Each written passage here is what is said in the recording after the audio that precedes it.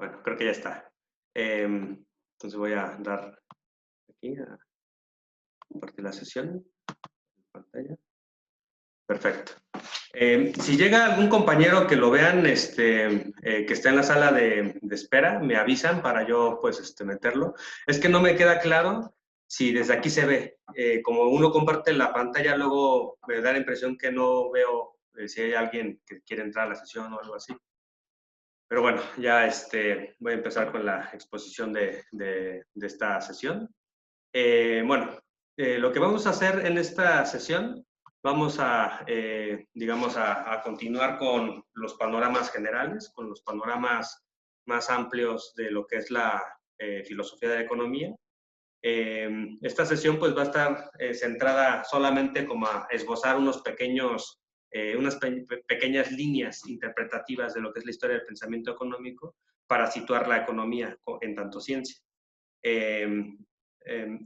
Digamos como recapitulación, en la sesión 1 lo que hicimos fue que estuvimos hablando de qué es la filosofía de la economía en lo general. Mostramos que por filosofía no nos vamos a ceñir solo, digamos, a una corriente ya sea o analítica o continental. Digamos, más bien se entiende filosofía como aquella disciplina que aborda problemas filosóficos, ¿no? Problemas filosóficos pueden ser problemas éticos, pueden ser problemas epistemológicos, pueden ser problemas estéticos, pueden ser problemas ontológicos, etc. Y digamos, economía, pues tiene dos acepciones. Por un lado, digamos, en inglés, ¿no? Está el término economics, que es la ciencia económica, es la disciplina que se encarga de estudiar hechos económicos, y por otro lado, lo que sería lo económico, o en inglés que le llaman economy, ¿no? Esa parte sería más la cuestión ontológica, ¿no? La cuestión de hecho, que tiene que ver con las entidades intersubjetivas que están ahí, digamos, funcionando y que son producto de la interacción humana. Cuando hacemos filosofía de la economía, podemos hacer filosofía tanto, digamos, una reflexión ética sobre lo económico. Podemos preguntarnos, ¿es justa o es ética la desigualdad social? O podemos preguntarnos, ¿cuáles son las implicaciones morales de los procesos de mercantilización de la sociedad? Como lo hace Michael Sandel, que es un autor que vamos a estar discutiendo en este curso. Digamos, esos serían ejemplos de hacer filosofía de la economía, digamos, ciñéndonos a temas estrictamente más como de lo que sería lo económico, ¿no? Podemos también hacernos preguntas más en torno a la ciencia económica, como preguntarnos cuál es la relación de la economía con otras ciencias, con la ciencia social, cuáles son las diferencias metodológicas con la física, con la biología. Podemos preguntarnos también cómo se justifica o cómo se construye y se justifica conocimiento en esta disciplina o qué cuenta como evidencia. Digamos, eso serían preguntas filosóficas. Entonces, reitero, cuando hacemos filosofía de la economía, estamos abordando problemas filosóficos, tanto de la ciencia económica como de hechos económicos, ¿no? Entonces, por un lado, situar ese contexto. También vimos que un poco en este curso, pues vamos a estarle dando pues mucha importancia a lo que sería hacer una especie de filosofía de la ciencia de la economía, ¿no? Dado que estamos en un posgrado de filosofía de la ciencia y un poco pues también la tradición que pues, aquí se sigue va en esta dirección. Entonces, por eso en la sesión 2 lo que hice fue presentarles un panorama general, igualmente amplio, histórico, sobre tres grandes etapas en las cuales se ha dividido la filosofía de la ciencia. Hay varias formas de plantear esta historia, pero digamos, una de ellas que tiene que ver con el tipo de literatura que se discute bastante en la filosofía de la economía, que sería la literatura sobre modelos, tiene que ver con que han habido tres grandes etapas, ¿no? Una gran etapa es la que se llamaba la concepción sintáctica, que digamos para efectos de exposición pues tiene que ver con el empirismo lógico, tiene que ver con los análisis lógicos del lenguaje, con el estudio de ciencias, digamos, en este caso, pues en general física, y lo que se buscaba era hacer una especie de reconstrucción axiomática de estas ciencias para explicar cómo estas disciplinas podían generar conocimiento justificado acerca del mundo. Entonces, la concepción sintáctica pues sería el empirismo lógico, posteriormente las críticas neopositivistas de Karl Popper, y también en esa época, más que nada en la posguerra, lo que se le consideró la llamada concepción heredada, que era la concepción de Karl Hempel, etcétera, que era una especie de empirismo lógico sin la parte política, porque como vimos, el empirismo lógico tenía una carga política bastante grande, bastante importante, ¿no? Una carga hacia la crítica del capitalismo, la crítica del fascismo, etcétera, etcétera. Entonces aquí un poco mostramos esa historia. Luego mostramos cómo esa filosofía de la ciencia empezó a entrar en crisis. Bueno, en particular nos centramos en Karl Popper. Mostramos cómo la filosofía de Karl Popper paulatinamente se fue abandonando en la filosofía de la ciencia y cómo, digamos, la propia práctica de los economistas, como estaba basada en modelos, hizo que la reflexión filosófica se fuera hacia el tema de los modelos. Entonces aquí entra, por un lado, la concepción semántica, que lo que se interesó mucho fue en estudiar la representación, el problema de la representación en los modelos y cómo los modelos, digamos, pueden servirnos como instrumentos epistemológicos para conocer el mundo y, digamos, para el caso de la economía, igual en otras ciencias, para transformarlo.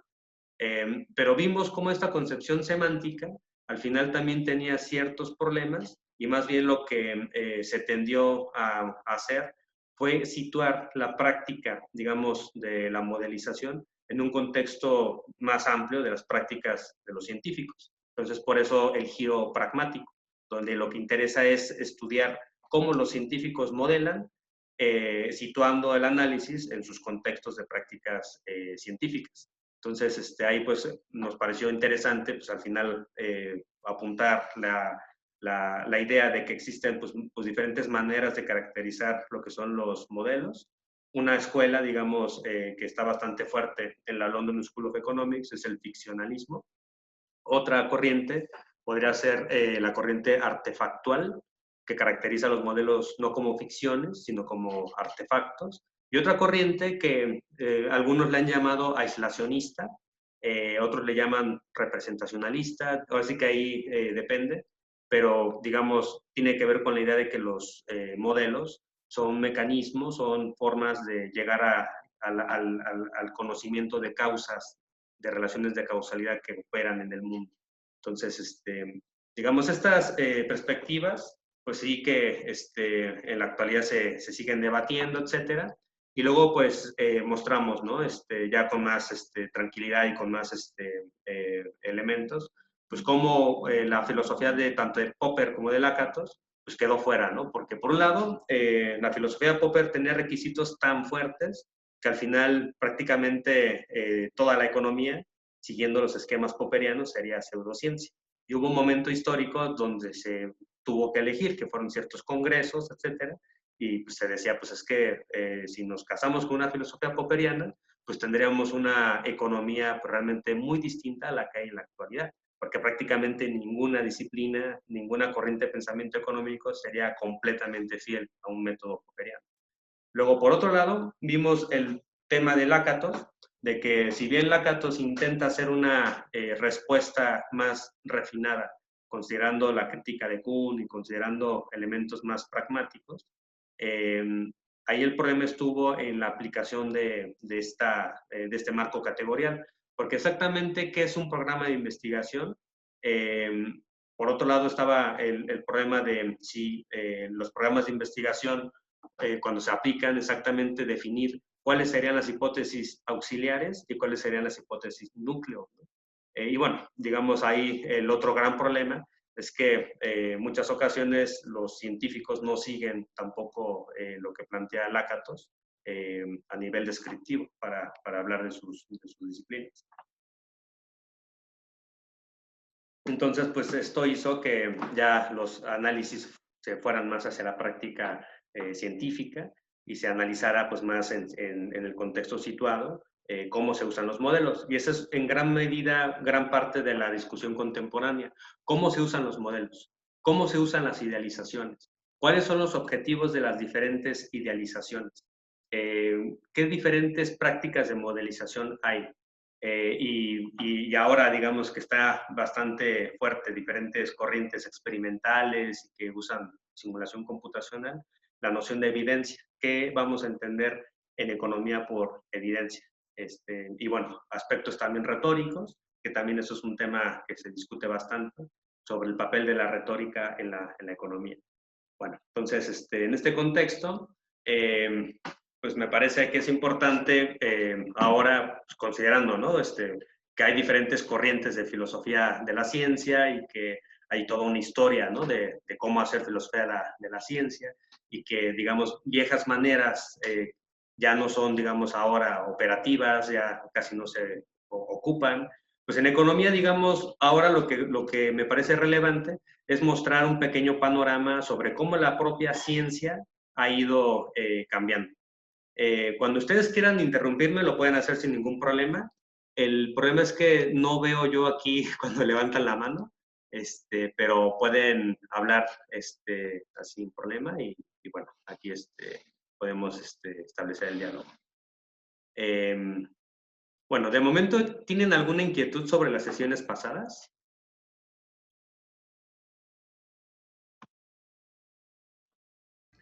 Al menos de mi parte, no. No. Ok, De mi parte.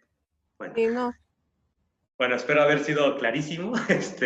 Si tienen dudas, inquietudes, recuerden que me pueden escribir, nos podemos contactar. De todos modos, las grabaciones en gran medida son también para que ustedes las puedan revisar. Yo les sugiero, pues sí, todo el tiempo, si pueden, porque gran parte de la labor de los filósofos de la ciencia, pues es estar también revisando a los autores clásicos, a los autores importantes.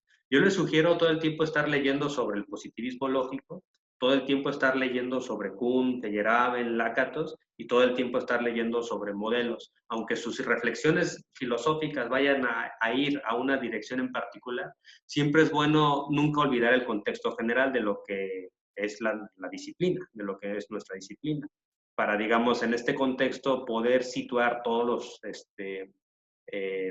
pues las aportaciones de los autores desde un punto de vista histórico y ver qué tanto las cosas nuevas son tan nuevas y qué tanto son refritos o qué tanto pues las formulaciones contemporáneas podrían enriquecerse con formulaciones anteriores. Entonces es muy importante pues ese proceso de ida y venida, ¿no? Ese proceso de estar en las discusiones actuales, pero también revisando autores clásicos.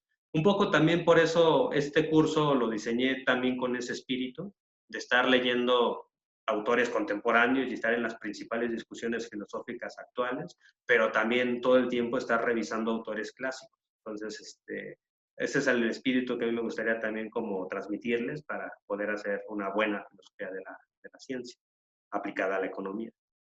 Bueno, entonces, pues aquí estuve yo pensando exactamente cómo iba a presentarles pues esta panorama histórica.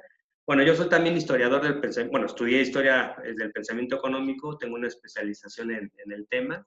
Me parece que cuando se hace filosofía de la ciencia, y en este caso filosofía de la economía, pues yo creo que sí es muy importante tomar en serio lo que decía Don Rose, que en gran medida el filósofo es también un historiador, ¿no? En la medida en que es un autor que, o sea, el filósofo de la ciencia se tiene que enterar de la disciplina, tiene que conocer su historia, tiene que conocer a los principales autores y saber qué se ha discutido y en esa medida pues empaparse de las principales discusiones contemporáneas. También por eso quienes se dedican o se van a dedicar a la filosofía de la economía, también es fundamental todo el tiempo estar revisando pues, la historia del pensamiento económico, leer a los autores clásicos y también leer historiadores contemporáneos que nos hablan de esos autores clásicos.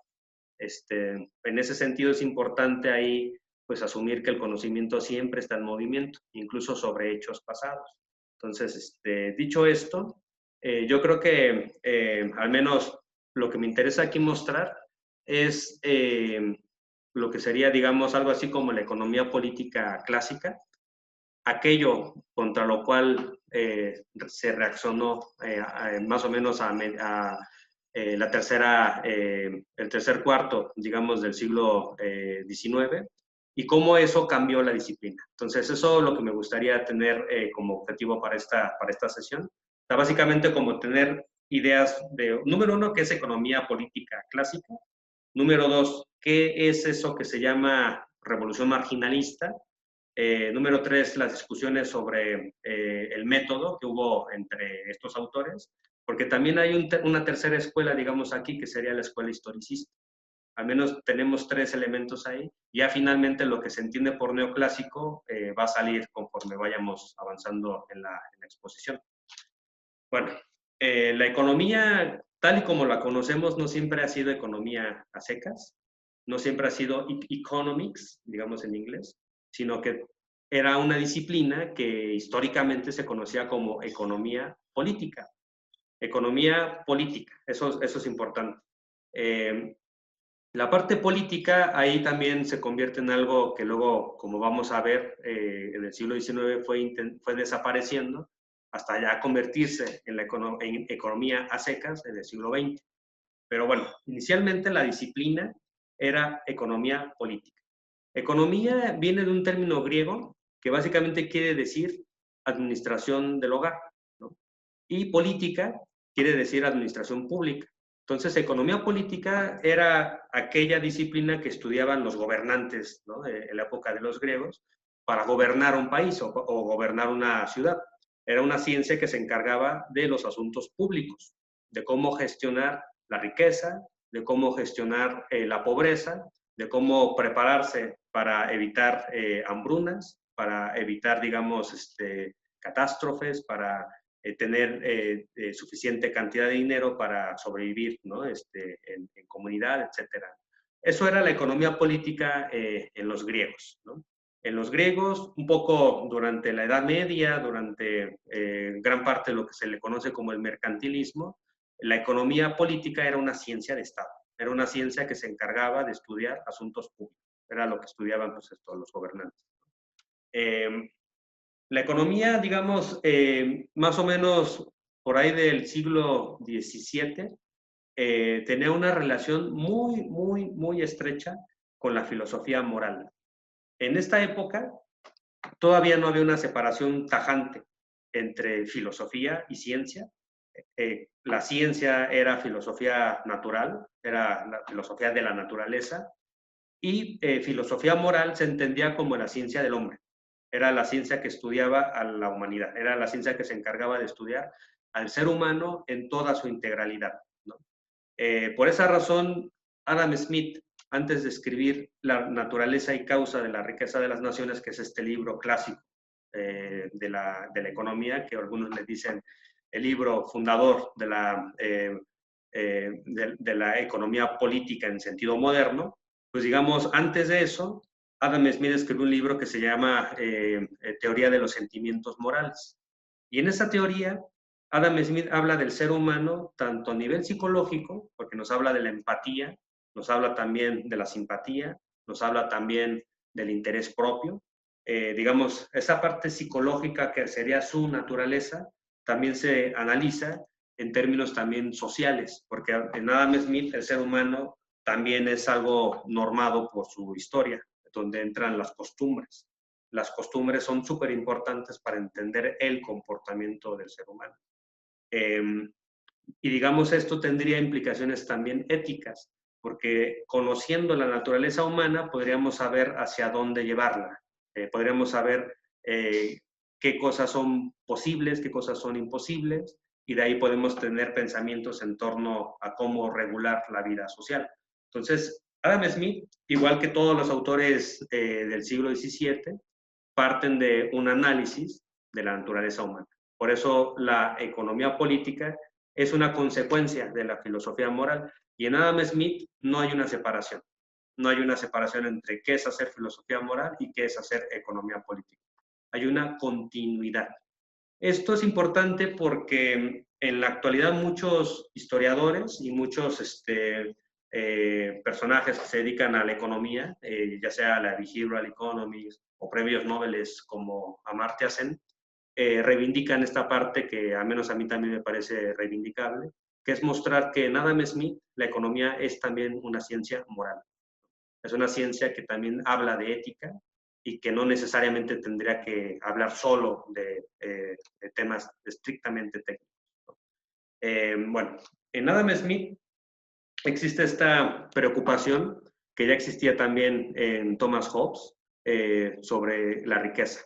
En Thomas Hobbes la riqueza es poder, por eso la riqueza se convierte en un asunto político, ¿no? En un asunto de seguridad nacional. Y en Adam Smith la gran pregunta de su libro, Naturaleza y causa de la riqueza de las naciones, es justamente esta pregunta: ¿cómo se produce y cómo se distribuye la riqueza? ¿No? Porque hay unos países que son más ricos y porque hay otros países que son más pobres. En una época en la cual existen las guerras, existen las conquistas, existe la colonización, pues a Adam Smith le interesaba mucho saber, pues en este contexto internacional, qué pasaba con su país, qué pasaba con Inglaterra, qué pasaba con China, qué pasaba con la India, qué pasaba con Estados Unidos. Y si ustedes analizan el libro, van a ver un libro de historia, van a ver un libro histórico, van a ver un libro ético, van a ver un libro también de temas morales y, por supuesto, reflexiones económicas muy, muy agudas, ¿no? Entonces, esto me parece pues, muy relevante decirlo. Conforme fue avanzando, digamos, la sociedad, porque siempre que se hace economía, igual que cualquier disciplina, siempre se está situada en términos sociales. Cuando Adam Smith empieza a estudiar la economía política, en realidad lo que estamos viendo en su época es el inicio del capitalismo, es el inicio de la revolución industrial que estaba empezando a gestionar en el Reino Unido y luego, digamos, que cambió todo el mundo, ¿no? Que fue cambiando pues todo la manera en cómo se organizaba la economía. Entonces, en este sentido, en gran parte luego la gran pregunta que fueron tratando algunos economistas, sobre todo más de la tradición socialista, ya sea marxistas, socialistas ricardianos, que Marx les llamó utópicos, etcétera, era la pregunta sobre la ganancia.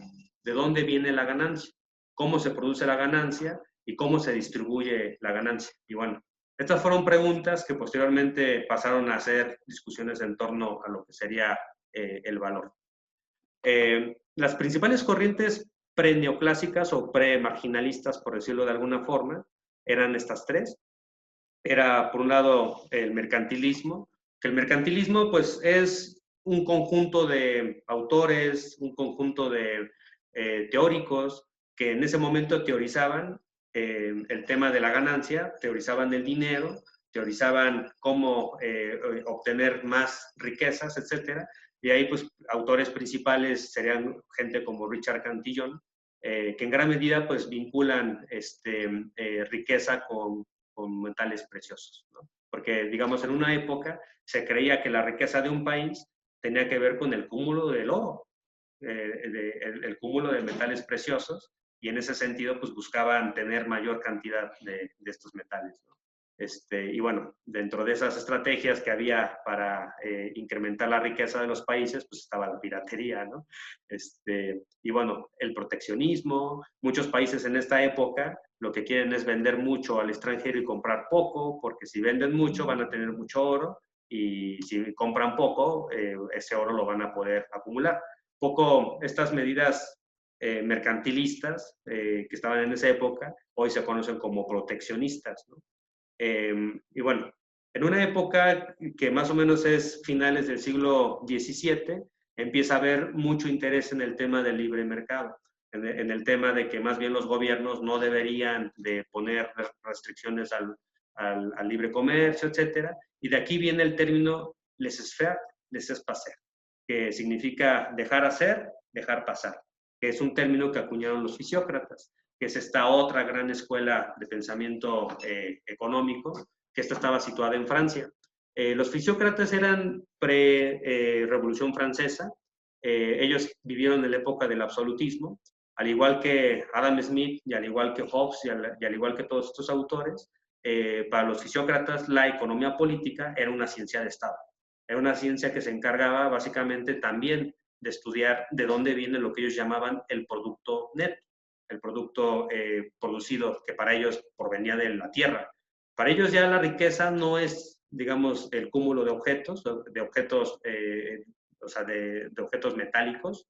Para ellos la riqueza proviene de la tierra y más bien tiene que ver con la producción de excedente, lo que ellos llaman el producto neto. Mientras más excedente hay y ya, digamos, tienes cubiertas las necesidades de tu pueblo, ese excedente lo puedes exportar y lo puedes usar para adquirir, digamos, otras cosas, para adquirir bienes, para adquirir servicios que sirven para la reproducción de la sociedad. Entonces ya los fisiócratas se interesan bastante en esto, en el tema de la reproducción social. Estos autores pues no tienen una teoría del valor todavía. Ellos piensan en términos pues, de dinero y piensan, digamos, a partir de del trabajo, ¿no? que se genera para producir el producto neto, etcétera. Y bueno, ahí hay sus cuestiones, ¿no? Pero bueno, estas eran escuelas que estaban antes de Adam Smith, mercantilistas y fisiócratas. Adam Smith, cuando presenta su obra, pues presenta toda una visión bastante sistemática y bastante estructurada de lo que es la economía, y de ahí pues se convierte en un punto de partida fundamental para todo economista, al menos sobre todo en esta época. Marx fue quien acuñó el término economía política clásica, fue quien acuñó el término los clásicos. Digamos, estos autores pues no se decían a sí mismos clásicos, ¿no? Sería muy pretencioso que Adam Smith dijera, ah, sí, yo voy a escribir un libro clásico. O sea, no. O sea, más bien él escribía un libro para estudiar la historia, para entender su economía, para entender su mundo, y en ese sentido, pues poder decirle a los gobernantes qué hacer, ¿no?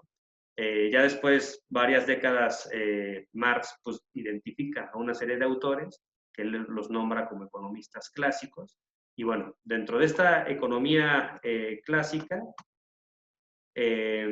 además de Adam Smith, hay un gran autor que se llama David Ricardo, que ya es un autor ya del siglo XIX. Este autor del siglo XIX pues ya estaba súper metido en la discusión en torno al libre mercado, y a él le interesó muchísimo pues estudiar la economía desde un punto de vista, digamos, que aclarara las diferentes relaciones entre las variables. Entonces, a esta manera de estudiar las relaciones entre variables, que involucrara un uso de abstracción, omitiendo diferentes aspectos y reteniendo solo los elementos que se consideran más esenciales o principales, se le conoció como el método abstracto deductivo, ¿no? Lo que hacía David Ricardo era generar situaciones hipotéticas, y a partir de estas situaciones hipotéticas, él se dedicaba a estudiar, digamos, hechos de la vida real, digamos, en un sentido más como contrafáctico. Mary Morgan, que es una gran historiadora que vamos a revisar en este curso, considera que es en David Ricardo cuando empieza a ver la práctica de la modelización en economía, de lo que hoy llamamos modelización. Porque David Ricardo está muy interesado en el pensamiento, digamos, contrafactual. Le interesa estudiar diferentes posibilidades de desarrollo. En su momento, David Ricardo, digamos, no hizo formalizaciones matemáticas, pero sí hacía un esfuerzo intelectual bastante grande. Marx lo reconoció como un gran teórico. Marx en un momento fue muy ricardiano. Pues digamos, David Ricardo sería como el gran antecedente de esta práctica de modelización. Solo que Ricardo pues lo hacía en términos verbales y lo hacía también con tablas estadísticas que él tenía.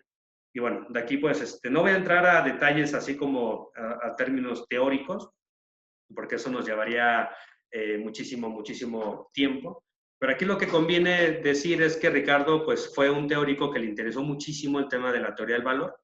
Él acuñó el término teoría del valor trabajo, ya en términos más elaborados. Si ustedes leen a Adam Smith, la teoría del valor no aparece como el punto de partida de su análisis. Más bien Adam Smith está interesado en la riqueza, le interesa estudiar cómo se produce riqueza, empieza a estudiar la división social del trabajo, encuentra que mientras más desarrollada está la división social del trabajo en una sociedad, más riqueza va a haber, y entonces pues eso lo identifica con la manufactura, y digamos, Adam Smith llega al problema del trabajo, del valor, cuando empieza a ver el tema del intercambio entre diferentes equivalentes. Y bueno, en el caso de Ricardo, él, a diferencia de Smith, parte del problema del valor. El capítulo 1 del principal libro de David Ricardo, que se llama Principios de Economía Política y de Distribución, no, y de Tributación, en ese libro, el primer capítulo es sobre el valor y se dedica a un análisis muy exhaustivo sobre qué es el valor. Y bueno, ya después empieza a hacer distinciones, empieza a hacer ahí una serie de implicaciones y todo el tiempo busca mantener una línea argumental.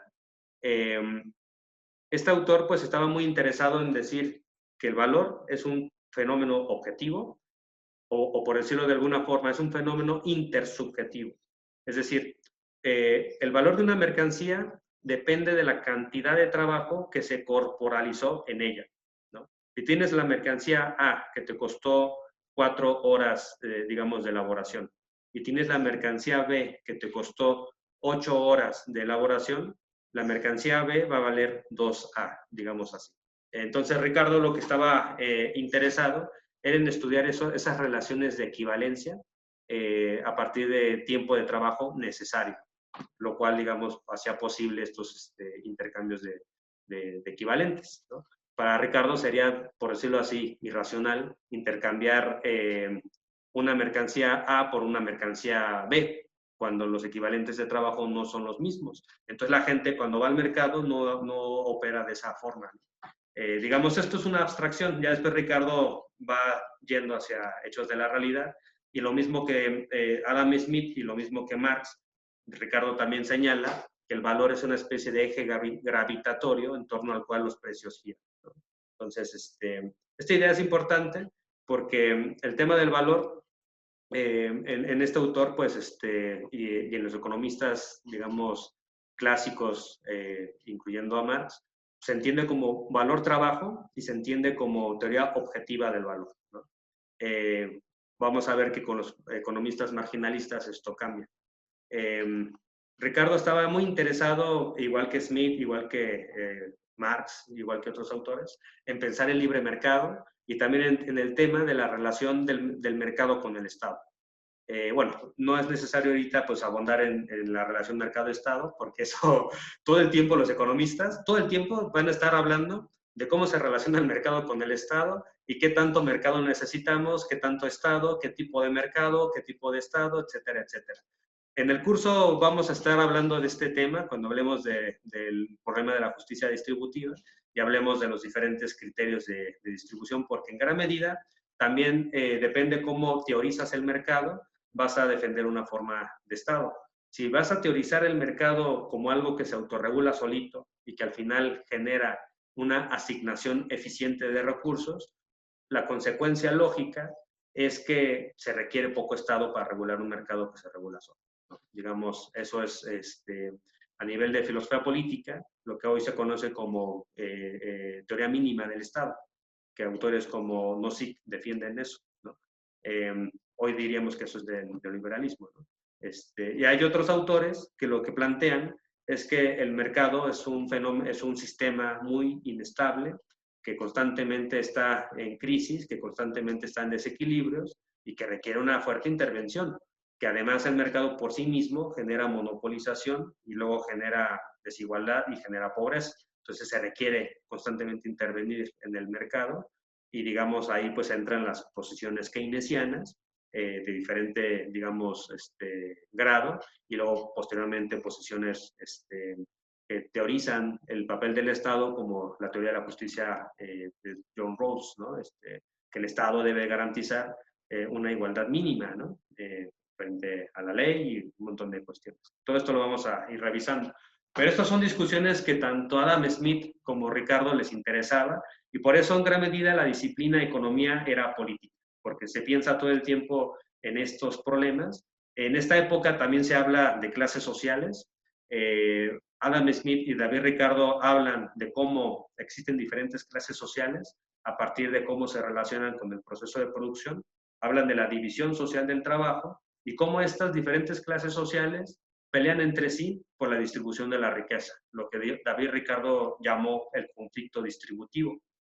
A esto que David Ricardo le llamó así, el conflicto distributivo, Marx le llama lucha de clases, ¿no? Está ahí por si también escuchan el término lucha de clases. En realidad es un concepto que tiene su antecedente en la economía política clásica y lo que muestra es simplemente que, digamos que de la producción de riqueza, tienes por un lado trabajadores, por otro lado tienes terratenientes y por otro lado tienes empresarios y cada uno va a querer más, va a querer una parte mayor, digamos, de la producción general, ¿no? Y entonces, mientras los empresarios quieren más ganancia, pues eso va a ir en el sentido de reducir los salarios de los trabajadores y en reducir también la cantidad de la renta que se le paga a los terratenientes. Los terratenientes van a querer más dinero y entonces van a querer reducir el margen de ganancia de los empresarios y van a querer reducir el margen de los trabajadores. Y así sucesivamente, ¿no? Y bueno, esto se complejiza y hay muchas discusiones teóricas y prácticas en ese momento en torno a lo que se conoció como las leyes de grano, porque luego hubo un momento en el cual los trabajadores y los terratenientes se unieron para, digamos, pelearse contra los empresarios y en ese sentido, pues, hicieron medidas que aumentaron pues, los salarios y establecieron leyes laborales. ¿Sí, Luis? ¿Sí, Luis? Sí, yo tengo una pregunta. ¿Ves que Marx en sus manuscritos económico-filosóficos habla del trabajo enajenado? Uh-huh. Me preguntaba si eso es como algo que él inauguró o, bueno, no sé, bueno, se dice que no lo volvió a investigar después de esos manuscritos, ¿no? Pero en el contexto había discusión sobre eso, ¿otros autores también hablaban de eso? ¿O él fue el primero que lo teorizó? Bueno, me parece tu pregunta muy, muy interesante. A mí me da la impresión que Marx fue el primero que teorizó el problema del trabajo enajenado.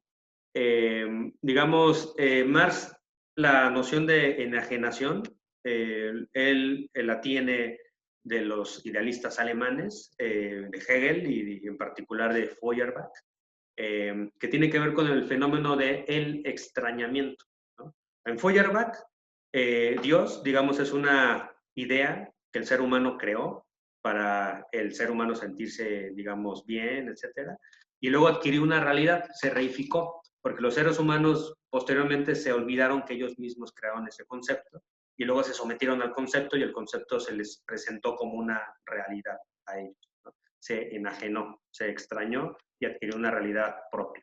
Un poco Marx cuando piensa el trabajo enajenado es un poco en ese sentido, en el sentido de que el trabajador produce mercancías, pero que son mercancías que se le oponen, digamos, en el mercado y entonces se le enajenan, a pesar de que son producto de él, ¿no? Entonces esa tesis lleva a que el propio trabajador junto con otras personas producen en su conjunto el capitalismo, producen mercancías que se les oponen a ellos como si fuesen realidades que los someten, ¿no? Entonces, digamos, un poco esa es la idea de Marx. Estoy siendo aquí muy esquemático, pues porque hoy no voy a hablar de Marx. De Marx vamos a hablar en dos sesiones, cuando hablemos de Novak y hablemos del método de abstracto, concreto, abstracto, porque eso también se discute bastante en la filosofía de la ciencia contemporánea. Bueno, sobre todo, más que nada, es el origen de la discusión de idealización, de los conceptos de idealizaciones. Pero aquí, digamos, nada más apunto la idea de que Marx sí desarrolló de manera original el concepto de trabajo enajenado y posteriormente en el Capital profundizó esa noción de trabajo enajenado en diferentes capítulos, ¿no? Si tú revisas el capítulo del salario, pues Marx habla de mistificaciones y de cómo el trabajador cree que le están pagando de manera pues íntegra todo lo que está produciendo cuando eso no es así, ¿no? Y ya Marx muestra con argumentos a partir de diferenciar el tiempo de trabajo en la jornada laboral, que una parte le pagan y otra no. y esa parte que no le pagan es la que se queda el empresario y de ahí proviene el valor, ¿no? Pero bueno, eso con respecto a Marx. Bueno, aquí es importante decir que en Marx la economía sigue siendo política. O sea, al menos ahorita en el ejemplo que les puse, pues tiene que ver con, número uno, el mercado, tiene que ver con clases sociales y tiene que ver con distribución de la riqueza. Y en gran medida en estos autores clásicos, tanto en Smith, Ricardo, Malthus, Marx y luego otros que siguen esas tradiciones, pues la distribución tiene que ver con correlación de fuerza, con correlación de poder. Entonces, por eso la economía sigue siendo una economía política. Pero es una economía que entra también en un proceso de mucha discusión, porque los economistas de esta época quieren hacer generalizaciones. Y dentro de estas generalizaciones pues, está el problema del universalismo. O sea, ¿qué tan universal es lo que decía Adam Smith en su obra? ¿O qué tan universal es lo que decía David Ricardo en su obra? Y frente a estos autores llegaron pues, los economistas historicistas de Alemania, pues que decían, pues es que eso que está diciendo Ricardo es válido solo para Inglaterra, no es válido para Alemania, no es válido para Nueva Zelanda o no es válido para tal país, no es válido para toda época histórica y por lo tanto pues necesitamos tomar más en serio pues la historia, ¿no? Y entonces ahí empieza a haber una crítica desde los historicistas a esta manera de presentar generalizaciones de los economistas clásicos. Y bueno, esta controversia, que se le llama el método, la controversia sobre el método abstract, no la vamos a revisar con cuidado. Yo recomiendo que la revisen ustedes. En el libro de Hodgson, el que les sugerí, habla bastante del tema. Tiene bastantes capítulos sobre ello. Aquí lo que me interesa apuntar es que ya desde entonces empezaba a ver el origen de lo que hoy conocemos la economía institucional, porque como lo plantea el libro de Hodgson, la economía institucional parte de una perspectiva historicista. Y lo que ellos van a estar diciendo, ya lo dice de manera más clara Veblen y ya después en el siglo XX esta idea la van formulando como más específica. Lo que vuelve, digamos, históricamente específico una época y una sociedad son las instituciones, son el tipo de instituciones que existen.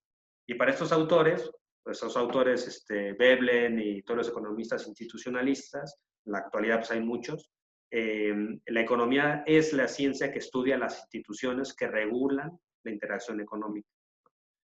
Y bueno, esta perspectiva es otra perspectiva de hacer economía, que no es de la clásica, pero digamos tiene ahí elementos, ¿no? Que pueden ser comunes. Bueno, un poco planteando ese escenario, a mediados del siglo XIX, mientras estaba esta controversia sobre el método que inicialmente empezó a ver con la vieja escuela histórica alemana y luego con la nueva, la nueva escuela histórica alemana, empieza a haber una nueva corriente que empieza a surgir en ese momento, que es el marginalismo. Pero bueno, antes de que surja el marginalismo hay una transición. Y esta transición la podemos ver en gran medida en la noción de utilitarismo. Este concepto es clave. Si ustedes en algún momento pueden revisar el libro de John Stuart Mill, El utilitarismo, es fenomenal, porque aquí lo que está haciendo John Stuart Mill es haciendo un resumen de la noción de utilitarismo de Jeremy Bentham y digamos, de manera gradual, John Stuart Mill empieza a sentar, digamos, las bases de lo que hoy se conoce como el Homo economicus. ¿Qué es el Homo economicus? Hoy todo el mundo habla del Homo economicus. Los economistas todo el tiempo piensan, digamos, los modelos a partir de un agente que actúa como si fuese el Homo economicus, pero el origen de ese término, digamos, proviene de una controversia de la escuela histórica alemana con John Stuart Mill, y le acusaban a John Stuart Mill de hacer una caricaturización del ser humano. Decían, John Stuart Mill no nos habla del ser humano, del Homo sapiens, nos habla del Homo economicus. ¿Qué es el Homo economicus? Es un ser humano, o por decirlo así, es un ser que John Stuart Mill piensa actúa de la siguiente forma. Es un ser humano que tiene como principal interés los lujos. Le interesa tener más lujos, pero al mismo tiempo no le interesa trabajar o no quiere trabajar. Digamos, quiere lujos, no quiere trabajar, no quiere correr riesgos, y en ese sentido piensa en términos instrumentales de cómo conseguir sus fines. Entonces ya desde ahí empieza a haber un quiebre bastante gradual. Vamos a ver un artículo de Mary Morgan donde habla de cómo en John Stuart Mill se empieza a representar al ser humano como si fuese el señor Scrooge, digamos, de Cuento de Navidad, que es una persona pues solitaria, individualista, donde todas las motivaciones, digamos, éticas o motivaciones sociales se quitan, se omiten, se abstraen, y lo único que queda es toda esta parte más lúgubre, ¿no?, del ser humano, esta parte más del interés propio, donde el ser humano actúa con base en su propio interés para conseguir sus propios fines. Y entonces la racionalidad ahí se convierte en una racionalidad instrumental. John Stuart Mill dice que eso es, digamos, parte de lo que hay que estudiar, digamos, en economía, pero él, digamos, todavía sigue siendo ricardiano. Él a nivel de teoría del valor sigue asumiendo la teoría del valor-trabajo. Si ustedes revisan su trabajo de economía, no es claro la síntesis con el utilitarismo, pero de manera gradual, ya en el siglo XIX, ya después de mediados, se empieza a generar una mayor relación entre el utilitarismo y la economía. Y la manera de cómo hacer, digamos, llevar a cabo esa síntesis fue por medio de la integración de métodos, de métodos matemáticos del cálculo infinitesimal a la economía. Bueno, aquí ya les estoy hablando de la revolución marginalista. Esta es más o menos en 1867, 68, 1871. En esa época se publican estos trabajos de William Stanley Jevons, que es un inglés, que se dedica, digamos, primero él era un ingeniero, posteriormente le interesa temas económicos, y desde su formación como ingeniero, pues estudia estos fenómenos, ¿no? Y entonces él avanza en la noción de teoría subjetiva del valor, donde lo que importa para valorar una mercancía ya no es la cantidad de trabajo que tú le pones y que, digamos, consideras que otra persona también le está poniendo, sino que es un fenómeno estrictamente subjetivo, es un fenómeno psicológico, es un fenómeno que tiene que ver con la utilidad que te genera el consumo de esa mercancía y de su escasez. Entonces, la idea de aquí, de Jevons, es que tenemos diferentes maneras de medir nuestras utilidades. Entonces, ahí viene ya las famosas curvas de utilidades que en la actualidad muchos economistas pues trabajan. Viene con Jevons. Y bueno, en gran medida, pues ahí surge como esta manera de modelar el comportamiento del Homo económicos ya en términos matemáticos. Y la manera en cómo lo va a hacer es por medio de integración de derivadas, digamos, parciales, etcétera, para ver cuál es la utilidad marginal que le genera a una persona el consumo de un último bien, ¿no?, de su último bien. Por eso se le llama marginalista, porque les interesa estudiar el margen, lo último, al individuo. Entonces, en ese sentido, la revolución marginalista es una revolución teórica, metodológica, y en gran medida también ontológica de lo que es la propia ciencia, porque ahí gradualmente la economía se va matematizando cada vez más. Aquí solamente le estoy hablando del trabajo de Jevons. Si ustedes revisan su libro, se llama Teoría de Economía Política.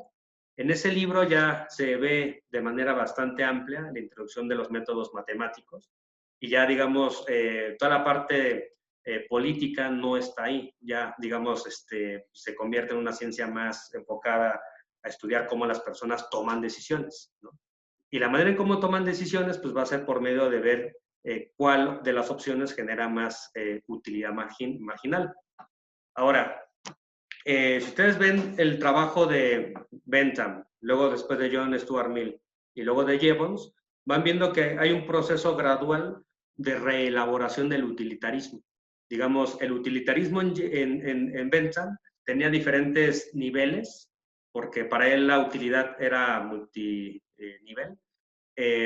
Digamos, los principios filosóficos del utilitarismo tienen que ver con que la felicidad del ser humano es, digamos, el objetivo que todo el mundo busca, O sea, todo el mundo quiere ser feliz en esta vida. Ese es como el punto de partida.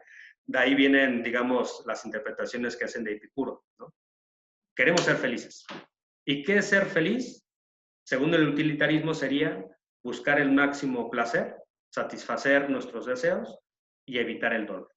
Eso es lo que se busca, digamos, a grosso modo, según el utilitarismo, por medio de esta antropología filosófica acerca del ser humano. El ser humano quiere buscar placer, quiere evitar dolor, y entonces esta perspectiva se fue como, ahora sí que repensando, y ya, digamos, Jevons lo plantea en términos más económicos. ¿Qué quiere todo ser humano? Obtener ganancias. ¿Qué quiere evitar? Costos.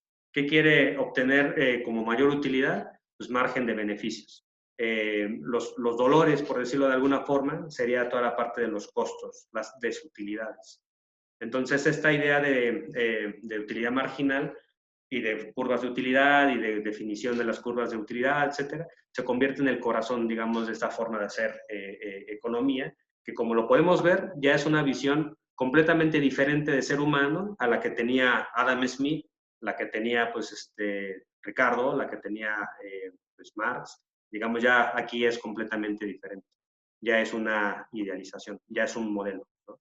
Solo que en este momento estos autores no tenían claro que estaban haciendo modelos. Digamos, si tú le preguntas a Jevons si lo que dice es literalmente cierto, él piensa que sí, porque en ese momento se asume el realismo como filosofía, como digamos, una aproximación. Y él cree que está llegando a una especie de esencia. Hay pasajes de su libro donde él dice que literalmente el cerebro está haciendo cálculos infinitesimales para tomar decisiones sobre qué opción es más ventajosa con respecto a otra opción. Ya después eso se dice, no, pues es que es muy difícil asumir que literalmente hacemos cálculos así, pero en ese momento Jevons sí que tiene esa idea. Bueno, esta noción de Homo economicus, ya lo vimos, un poco proviene de los trabajos de John Stuart Mill. Con Jevons adquieren una formalización ya bastante rigurosa, matemática, etc. Y luego hay otro concepto que va a ser súper importante en este momento, que va a ser la noción de equilibrio. Si ustedes analizan a los autores anteriores, pues no había una noción muy clara de qué era el equilibrio, no se usaba el concepto de equilibrio. Marx, digamos, en los esquemas de reproducción del tomo 2 del Capital, hay una parte donde, siguiendo los fisiócratas, habla acerca de las condiciones de proporcionalidad del intercambio entre diferentes sectores, sector 1 y sector 2, pero no usa la noción de, o la palabra equilibrio. Es, digamos, con Walras, cuando ya se empieza a hablar de una forma más fuerte de equilibrio, pero es una, digamos, es un supuesto que Walras usa para llevar a cabo su obra, que se llama Principios de Economía Política Pura. Aquí el término puro se vuelve súper importante porque ya se convierte en una ciencia pura.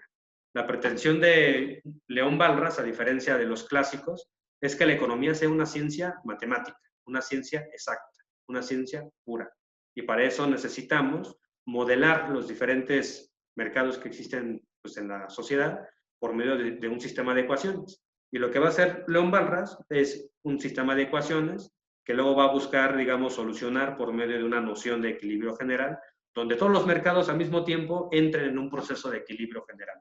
Eso es, digamos, la perspectiva. El tema es que en ese momento él estas ecuaciones las formuló, pero no encontró la solución, digamos, para poder establecer estas nociones de equilibrio. Eso posteriormente se logró con los trabajos de Arrow y de Breu, más o menos a mediados del siglo XX, pero ya, digamos, por medio de un conjunto de idealizaciones. Es decir, existe el equilibrio general solo en condiciones ideales, ¿no? Eso es importante mencionarlo. Y ya en esta época, estos autores lo que quieren es convertir la economía en una ciencia. Inicialmente les había dicho, en el siglo XVII, siglo XVIII, siglo XIX, o sea, digamos, primera parte del siglo XIX, no había una diferencia tan tajante entre filosofía y ciencia. La filosofía que se dedicaba a estudiar la naturaleza era filosofía de la naturaleza, y ahí estaba circunscrito, digamos, Galileo, ahí estaba Newton, pero ya cuando se convierte en un dominio completamente diferente y adquiere una realidad propia, es en el siglo XIX, con el positivismo, ¿no? Empieza a surgir muchísimo esta corriente filosófica. Y los economistas de esta época estaban súper interesados y también preocupados porque su disciplina fuera científica, fuera considerada una ciencia, no considerada una filosofía, no considerada un arte o una poesía. No, a ellos les interesaba que la economía tuviera autoridad epistemológica. Y la manera de lograr esa autoridad epistemológica era por medio de seguir los métodos que seguían los físicos. Por ejemplo, hay unos artículos que tiene un gran historiador que se llama Philip Mirowski, que este autor habla sobre si los economistas le tenían envidia a los físicos, ¿no?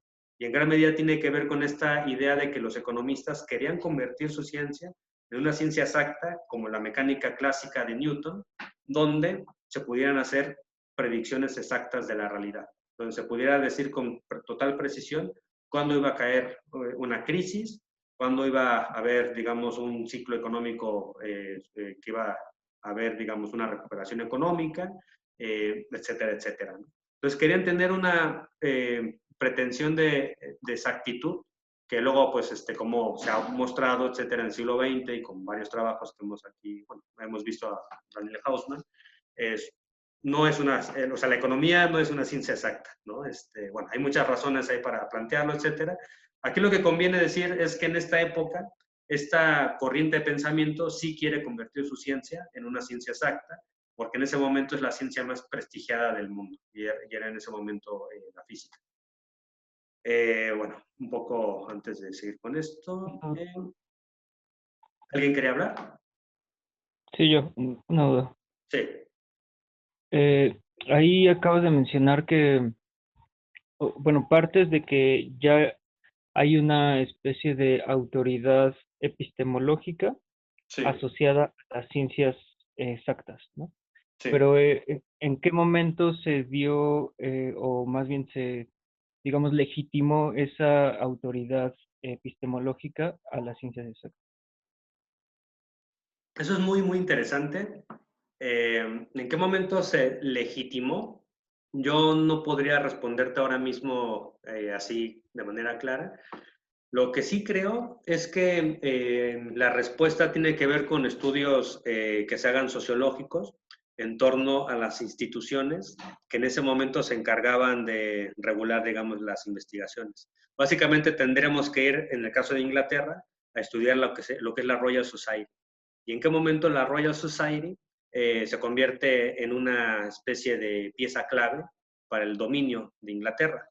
Hay trabajos como Boris Helsen, que era un marxista que hizo una historia social de Newton, que en gran medida Newton pues, tuvo una acogida en su época porque su obra respondió a necesidades sociales de su momento.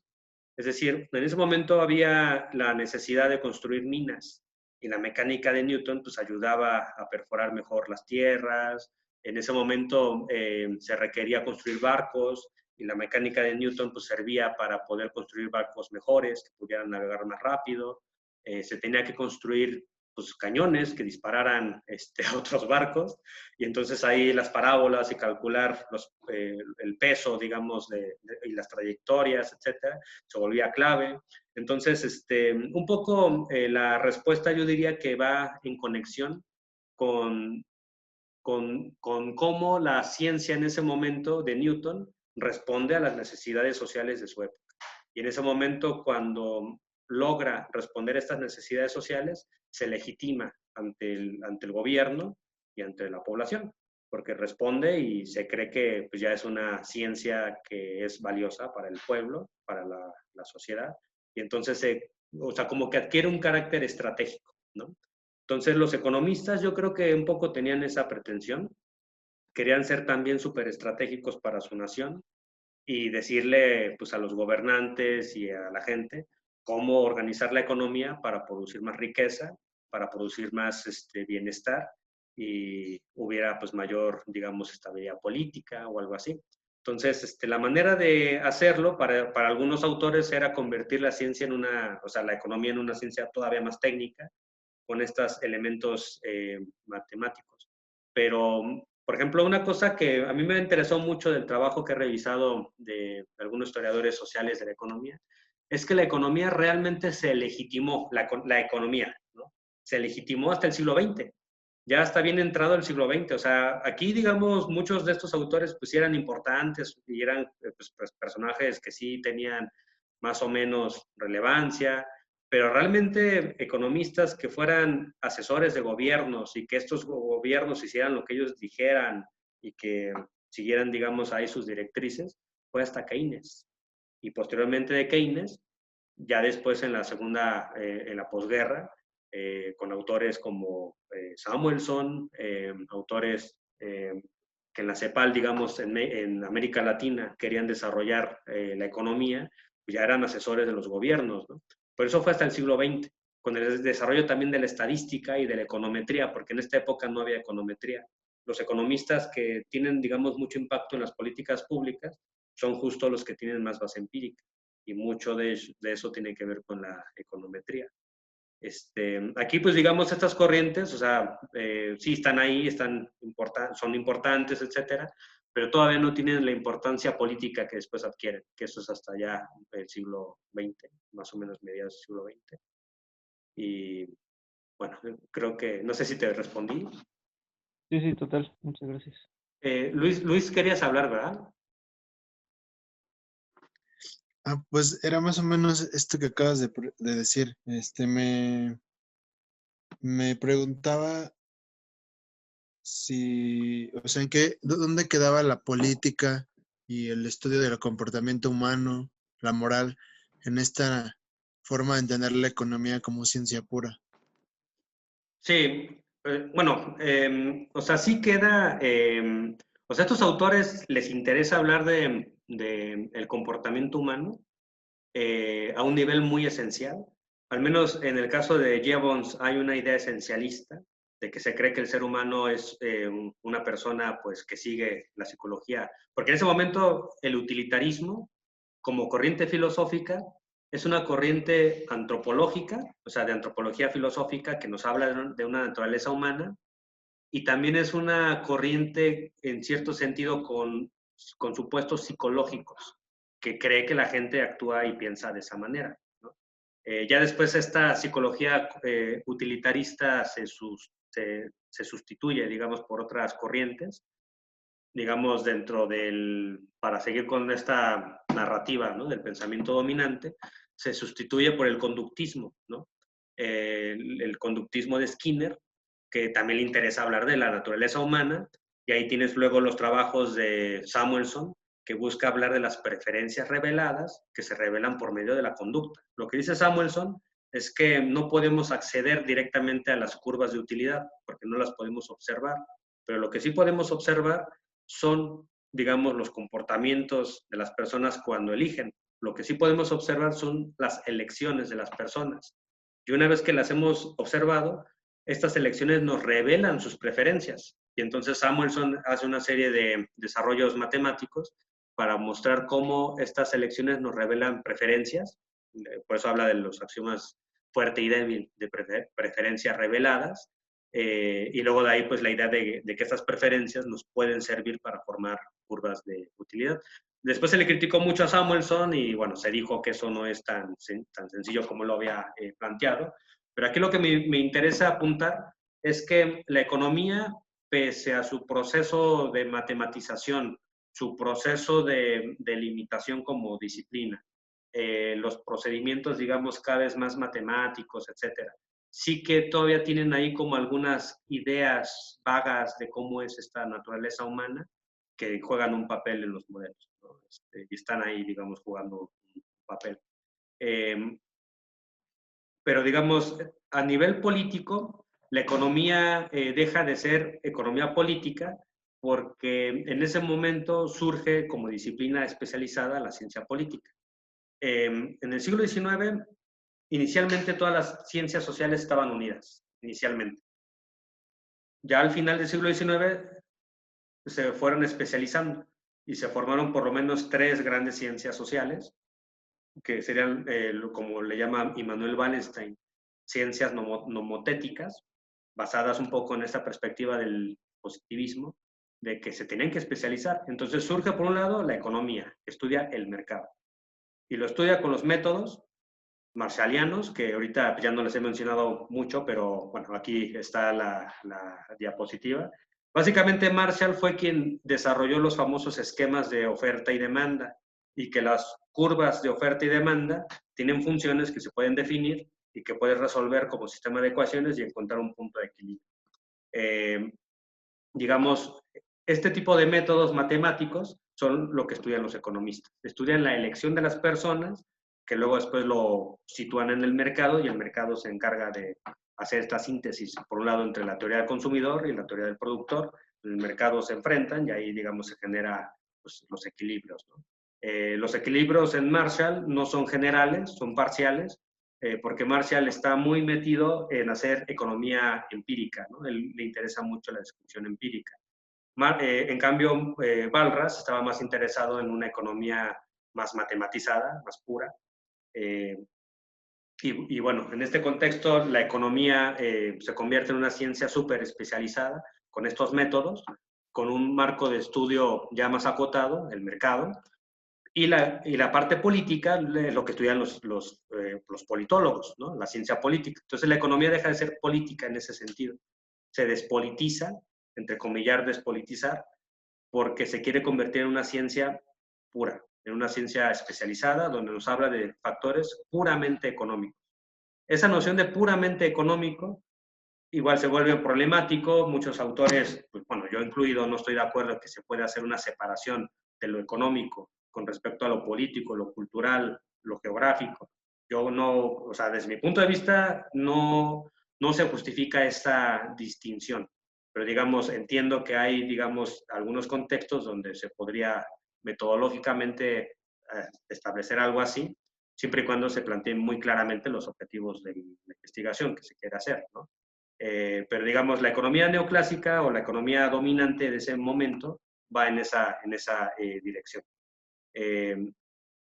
Y por otro lado surge la sociología, que la sociología se encarga de estudiar fenómenos que no son ni el Estado, es decir, en la parte política, que no está relacionada con las relaciones de poder, sino que más bien está relacionada con cómo la sociedad se autorregula por medio de instituciones, y es ahí donde avanza pues, una síntesis que hace Talcott Parsons, estructura del funcionalismo, etc. Y bueno, estas son las tres grandes ciencias sociales. Luego surge la antropología. Bueno, estas tres grandes ciencias sociales, economía, sociología y ciencia política, estudian sociedades modernas, ¿no? Nos dice Wallenstein. Y lo que se encarga de estudiar sociedades no modernas es la antropología. Y bueno, ahí ya lo estudia como algo más general y unificante. Y bueno, no sé si se me va otro elemento por ahí. Bueno, ya para terminar esta parte y pasar a comentar los textos. Con Marshall, más o menos a finales del siglo XIX y principios del XX, se da, digamos, este proceso de intento de síntesis entre elementos de la economía clásica y elementos de la revolución marginalista. Él lo que quiere hacer es rescatar elementos de Ricardo. Y, por ejemplo, uno de los elementos que él rescata es la noción de rendimientos decrecientes.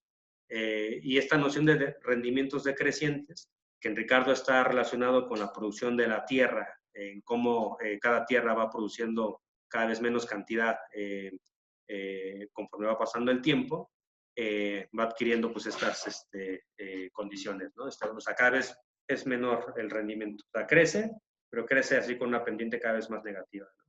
Entonces, esa noción Marshall la busca formalizar.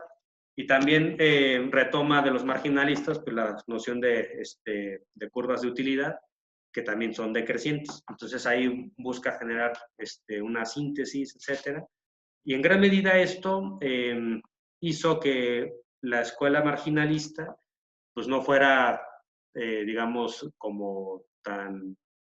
O sea, que fuera aceptada, porque en ese momento la escuela dominante era la escuela ricardiana, sobre todo en su formulación de John Stuart Mill. Lo que hace Marshall es crear un nuevo manual que se llama Principios de Economía, ya a secas, Principios de Economía, y ahí pues ya busca rescatar elementos tanto de las dos corrientes, ¿no? La ricardiana, la marginalista, y a digamos, intento, a este proyecto que tuvo su éxito en Cambridge, Thorstein Veblen le llamó neoclásico, a eso le llamó economía neoclásica. Si ustedes revisan, digamos, los trabajos de Thorstein Veblen, etcétera, pues van a ver que él todo el tiempo tiene en mente a Marshall, ¿no? Pero él piensa, en cierto sentido, como de una forma un poco distorsionada en Marshall, porque él cree que Marshall es la pura matematización, él cree que Marshall es simplemente llevar los métodos matemáticos y físicos a la economía y aplicación del método deductivo a tope, la suspensión de la, digamos, de la historia, la despolitización de la economía, etcétera. Y eso no es tan así en los trabajos de Marshall. O sea, si ustedes revisan el libro de Hudson, Marshall era un autor mucho más rico, mucho más cuidadoso. Incluso en el tema de la matematización, él considera que no se debe de abusar de las matemáticas por parte de los economistas. Pero bueno, eso con respecto a esta cuestión. Entonces, el término neoclásico pues surge de manera peyorativa por parte de Veblen para referirse a una corriente de pensamiento que en ese momento está sobre todo en Inglaterra. En Estados Unidos, en el siglo XIX y inicios del siglo XX, la corriente dominante era el institucionalismo. Veblen pues estaba ahí, ¿no? en Estados Unidos, y habían otros autores como Commons, etcétera, que tenían ahí digamos, su bastión. Y estos autores en gran medida seguían bastante influenciados por la escuela histórica alemana. Entonces luego, conforme van, digamos, avanzando en el pensamiento económico y van tomando ciertas instituciones, algunos autores de la corriente estándar, digamos, la relación con la economía institucional se vuelve bastante complicada, se vuelve bastante dura. En muchas ocasiones, pues hay, bueno, ustedes pueden revisar trabajos. En el libro que estoy coordinando va a haber un trabajo de una autora que se llama Camila, que ella pues nos muestra estas historias, ¿no? Un poco de cómo había una especie de guerra de posiciones de ciertos economistas para desplazar a los economistas institucionales, porque se creía que estos economistas no eran científicos.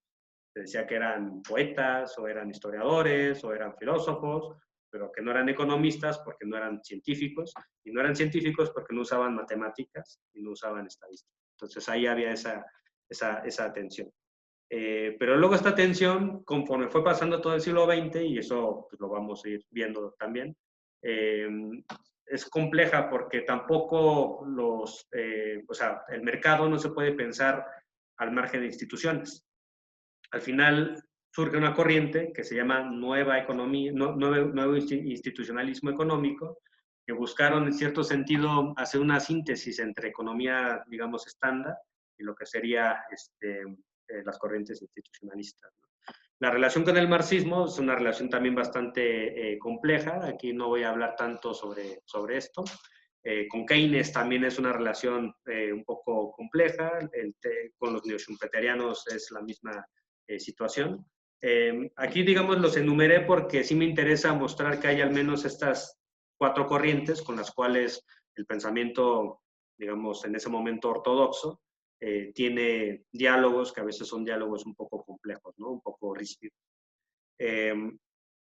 La estandarización y la dominancia de esta corriente de pensamiento económico, digamos, ya con Marshall, pues, que ahí adquiere su forma un poco más elaborada, se desarrolla hasta mediados del siglo XX. Digamos, ya con los trabajos de Samuelson, es cuando se logra establecer un estándar de qué es la economía estándar.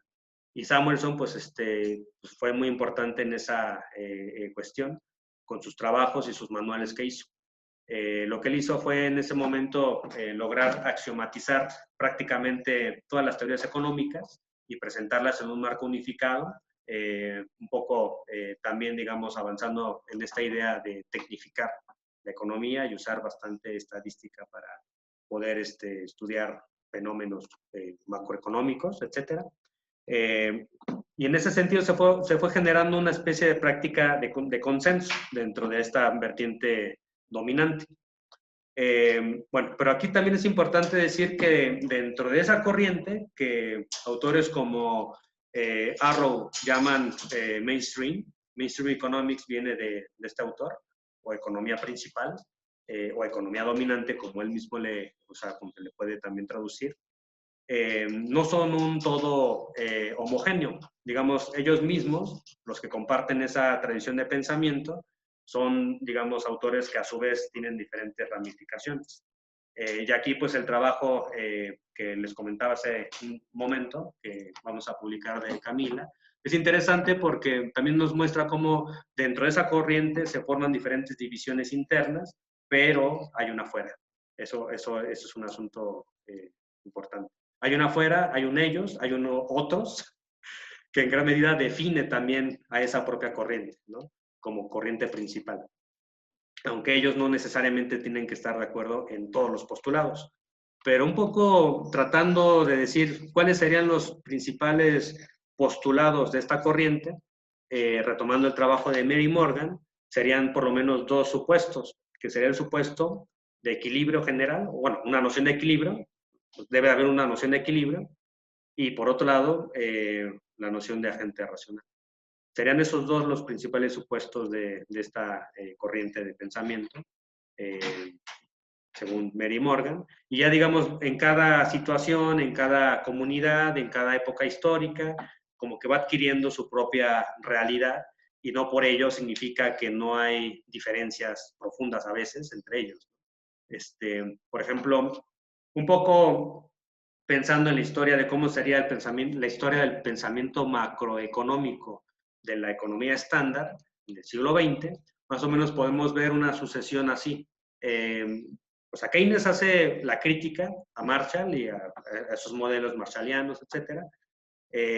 No critica a Marshall porque Marshall era un personaje pues, muy venerado por todos. Critica a Pigou, que era un personaje por ahí que reproducía las posiciones de Marshall. Pero digamos, lo que hace Keynes es replantear la economía. Surge la disciplina macroeconomía como producto de estas discusiones. Surge después los debates con algunos autores que eran de la corriente, digamos, estándar, y surge de ahí lo que se llama síntesis neoclásica, que sería la visión de Samuelson, la visión de Higgs y la visión de Tinbergen. Ahí surge el modelo ISLM, que igual en algún otro momento se los podemos plantear. Ese modelo se usó bastante para hacer políticas públicas, servía para tomar decisiones técnicas. En el modelo no vas a ver relaciones de poder, no vas a ver no van a haber cuestiones relacionadas a la distribución de la riqueza, pero sí van a haber una evaluación de posibles escenarios, si sube o baja la inflación, si sube o baja la tasa de interés, si sube o baja la cantidad de política fiscal y qué impacto va a tener eso en el desempleo o en el empleo. O sea, eso sí lo van a ver en el modelo ISLM. Ese modelo fue criticado luego por otra corriente también de la economía dominante, que era pues la corriente monetarista, la corriente de Milton Friedman. Estos autores pues en los años 70 debaten contra los neokeynesianos.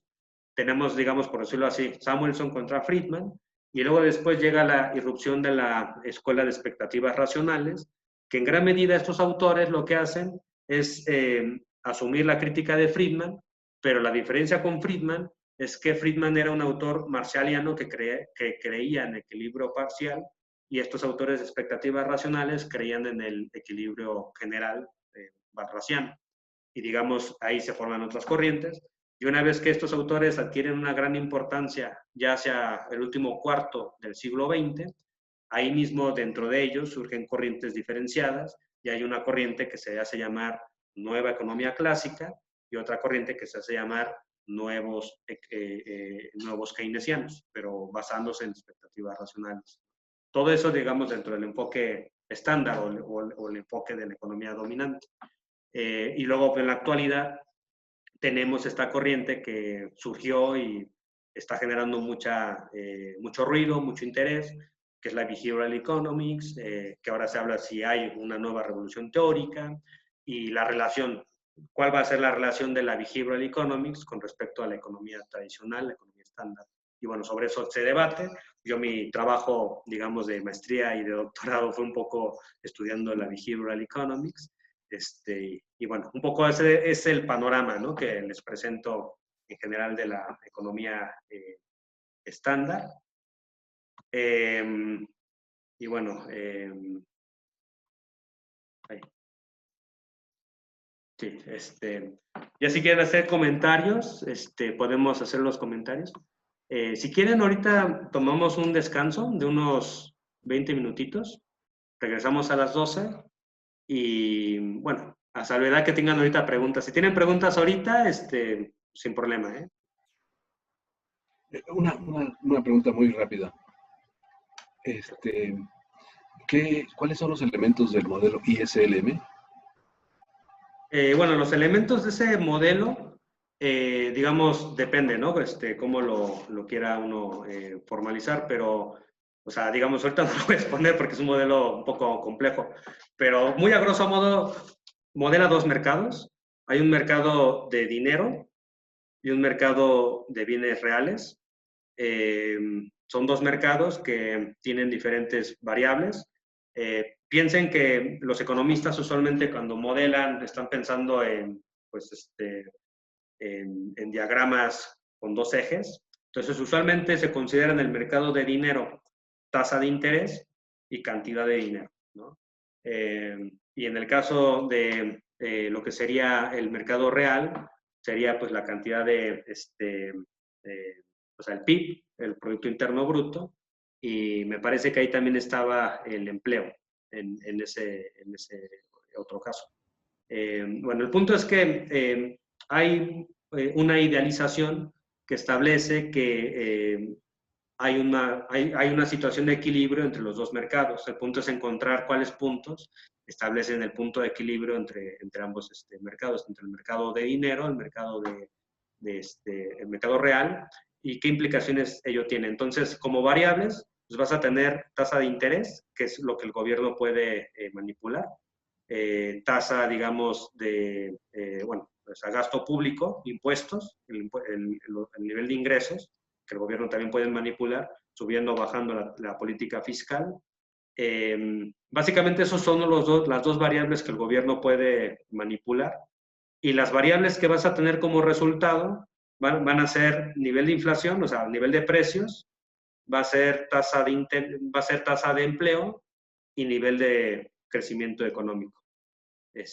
Ahora, exactamente cómo todo eso se pone en el modelo, ahorita no lo puedo explicar, tendría que prepararlo porque es un modelo amplio, pero es un modelo muy interesante porque luego ese modelo se puede, digamos, analizar en diferentes grados de abstracción. Por un lado, se puede analizar bajo economías cerradas, luego se puede hacer el supuesto de que hay intercambio con el exterior, entonces son economías abiertas, y bueno, el modelo pues te explica cómo se hacen los ajustes dentro de cada parte, ¿no? Hay unos tutoriales muy buenos en internet para ver exactamente cómo es ese modelo. Y si, digamos, para decirlo muy en general, es producto de la síntesis de una discusión que hubo entre los partidarios de Keynes, que Keynes no hizo ese modelo, sino que más bien presentó él otra cosa, otra teoría, y, digamos, en gran medida, como dice Mary Morgan, esto fue la especie de traducción matemática a un lenguaje que los economistas de esa época podían entender. Porque, como dice Morgan en su libro, Keynes presentó algo que los economistas no entendían, pero sabían que había algo importante. Entonces, lo que hizo Hicks y lo que hizo Samuelson en gran medida fue una especie de traducción matemática al lenguaje de los economistas de ese modelo. Y ya después ese modelo se reformuló y hubo debates, y luego sobre ese modelo se debatió gran parte de la discusión del siglo XX en torno al empleo y la inflación. Luego ese modelo fue abandonado y, bueno, y luego fue reformulado y se sigue reformulando. Es un modelo que tiene su historia. Si alguien se va a dedicar a hacer historia de pensamiento económico y le interesaría estudiar la historia de ese modelo y cómo se ha ido modificando hasta la actualidad, ahí está una tesis de doctorado.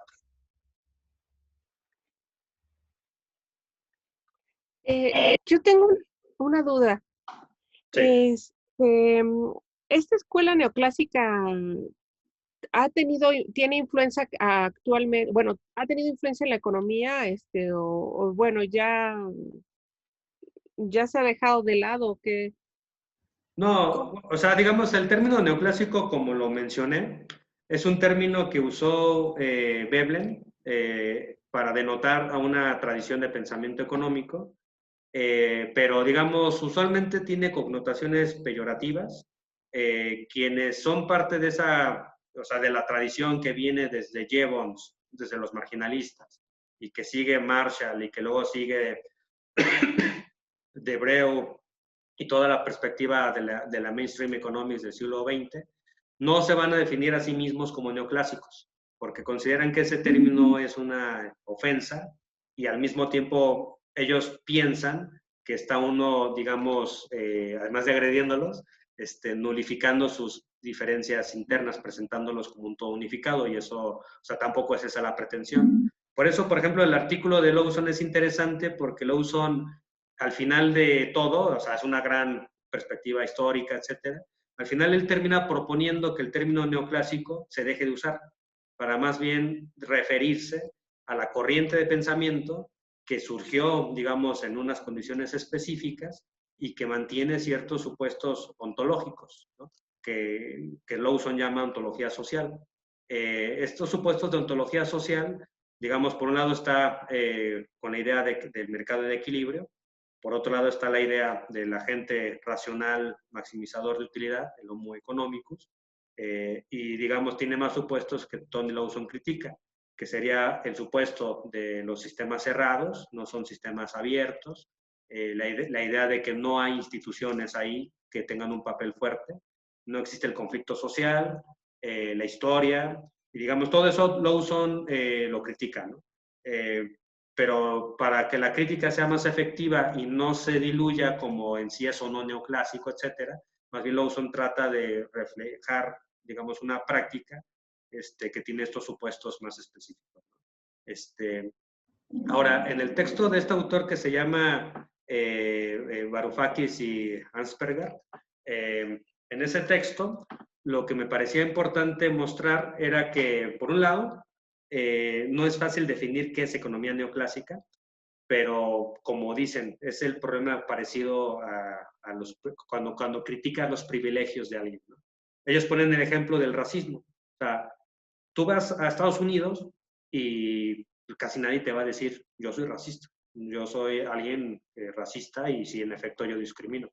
No te van a decir eso. Lo que vas a ver es gente que va a negar todo el tiempo que son racistas, pero que en el día a día tienen sus privilegios, en el día a día discriminan, en el día a día tienen un comportamiento que reproducen y que genera ciertas exclusiones, ¿no? Entonces, en el caso de estos autores, ellos que no son de la corriente dominante, se sienten excluidos por la corriente dominante. Y entonces, pues por eso dicen que es muy frustrante a veces debatir con ese tipo de economistas, porque te dicen, es que no existe la economía neoclásica, eso es una invención tuya, ¿no? Sí, o sea, ok, pero el problema está cuando te dicen, para estudiar, por ejemplo, fenómenos monetarios, tienes que citar a Friedman, o para estudiar fenómenos fiscales, tienes que citar a Robert Lucas, o para estudiar fenómenos tal, tienes que, o sea, digamos, ahí cuando empieza a ver esos mecanismos de apelación a ciertas falacias de autoridad que ni ellos mismos se dan cuenta, es cuando te das cuenta que hay mecanismos sociales que regulan la interacción, digamos, de estos economistas. Y ellos y no se dan cuenta, pero están ahí, ¿no? Entonces, para eso, digamos, estos autores trataron de establecer por lo menos 3 axiomas que ellos consideran los básicos, que están, digamos, en el corazón de esa forma de hacer economía. Y bueno, en el caso de estos autores, pues mencionan que por un lado está la idea de que los mercados están en equilibrio. Por otro lado, menciona el primer axioma es lo que ellos llaman individualismo metodológico. El segundo axioma es el instrumentalismo metodológico. Y el tercer axioma es lo que ellos llaman la equilibración metodológica. Ellos básicamente están pensando en la práctica de la modelización matemática y están pensando básicamente en que la economía estudia como punto de partida a individuos. Los individuos serían los átomos de lo económico. Y una vez estudiado por separado cómo los individuos toman decisiones racionales, se empieza a hacer, digamos, un proceso de construcción de la teoría del productor, teoría del consumidor, teoría de los mercados, posteriormente teorías sobre ciclos económicos, etcétera, ¿no? Pero partiendo como de esa base, desde abajo hacia arriba, ¿no? Partiendo de esa base. Por eso se habla de individualismo metodológico, porque se parte de individuos, y luego también cuando se estudia el comportamiento de empresas o de entidades colectivas, se modelan como si fuesen individuos, ¿no? Por otro lado, la parte instrumental tiene que ver con que la ciencia debe ser estrictamente técnica y pensando, digamos, en aplicaciones, pues ahí, ¿no? Mensurables, etcétera. Y la noción de equilibrio es que al final todo tiene que haber, o sea, tiene que haber un tipo de equilibrio, ¿no? Por ejemplo, cuando uno estudia interacciones estratégicas entre dos agentes, como lo plantea la teoría de juegos, ahí hay una noción de equilibrio, que es la noción de equilibrio de Nash, ¿no? Donde dos agentes interactúan y los dos hacen su mejor estrategia considerando la mejor estrategia del otro. Y llegan a un punto y en ese punto ninguno de los dos se mueve, porque ninguno tiene los incentivos para cambiar de manera unilateral de estrategia.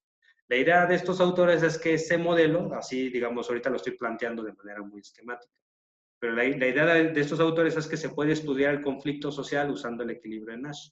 Entonces, esto luego se vuelve problemático si uno analiza la realidad y dice, bueno, por ejemplo, la interacción entre, por ejemplo, pongamos como caso, entre México, entre el gobierno de Obrador y Frena. ¿Esa interacción podemos decir que responde a un equilibrio de Nash? Yo digo que no, pero podría alguien decir que sí. Y digamos, ese es el tipo de ejemplos más o menos. O sea, yo ahorita estoy caricaturizando un poco también, pero sí que hay ejemplos que también son más válidos, ¿no? Por ejemplo, hay estudios de gente que aplica teoría de juegos a dinámicas estratégicas de la guerra y los militares, y sí que ahí se ve un poco más, ¿no? La interacción estratégica, ¿no? Entre los dos ejércitos, ¿no? O los dos generales. Y ahí sí que puede ser interesante. Pero el punto es que siempre, desde la perspectiva ortodoxa, siempre se parte de una noción de equilibrio, o casi siempre debe de haber algo que nos lleve al equilibrio.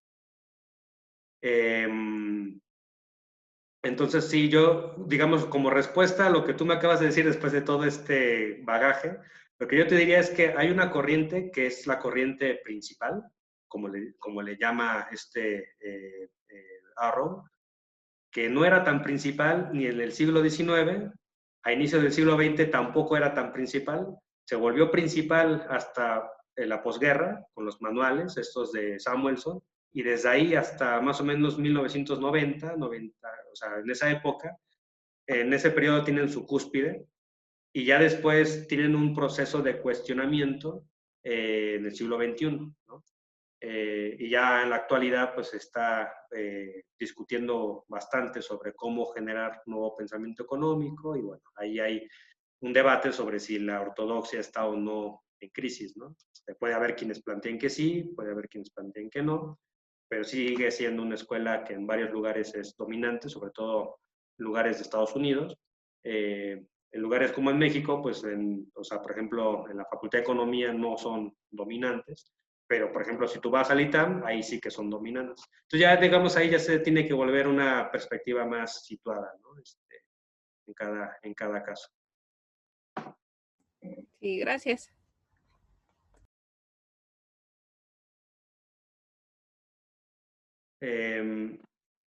Si quieren, damos un receso de unos 15 minutos y nos volvemos a conectar y seguimos con el intercambio de las ideas.